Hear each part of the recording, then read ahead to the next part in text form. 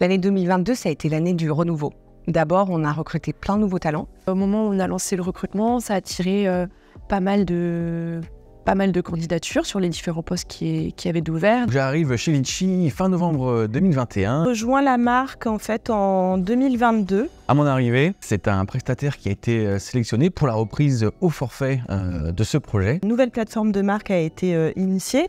L'identité avait été repensée avec un vert un petit peu sapin, qui n'était pas forcément très tech, pas forcément très joyful et donc aligné avec le côté festif de la marque.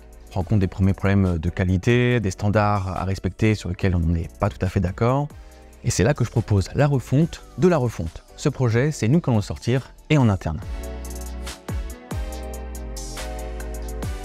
Donc il a fallu avoir deux choses. Un, recruter plus massivement des devs en interne, une équipe technique d'ailleurs, pas juste des devs.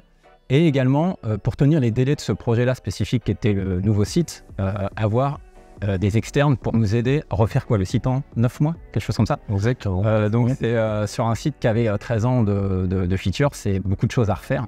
Donc il a fallu recruter pratiquement 20 personnes et c'était là le challenge, c'est 20 personnes qui ne connaissent ni le site, qui ne connaissent pas entre eux et il a fallu arriver à les faire travailler ensemble.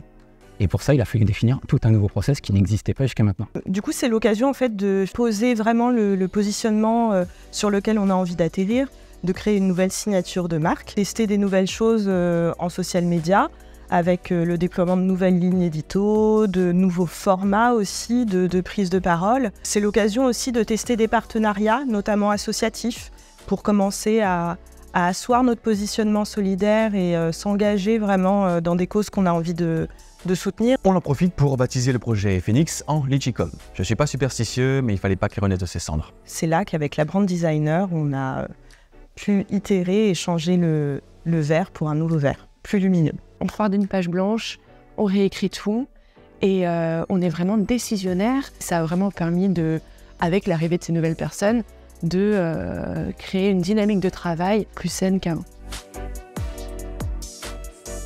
C'est vrai qu'on était bloqué avec l'arrêt des budgets et là on pouvait enfin lancer de nouvelles opérations, faire de nouveaux tests et puis tout simplement faire vivre ce nouveau Litchi. Finalement, l'opportunité, ça a été de pouvoir tester des nouvelles choses et être sûr d'aller au marché avec une couleur qui nous ressemblait, qui collait à notre ADN, mais qui collait aussi à notre époque. Après plusieurs revers, les étoiles étaient enfin alignées. Début 2023, on avait la bonne équipe, les bons investissements et donc on était tous dans les starting blocks extrêmement motivés.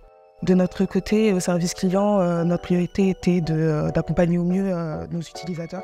Ça a commencé avec le partage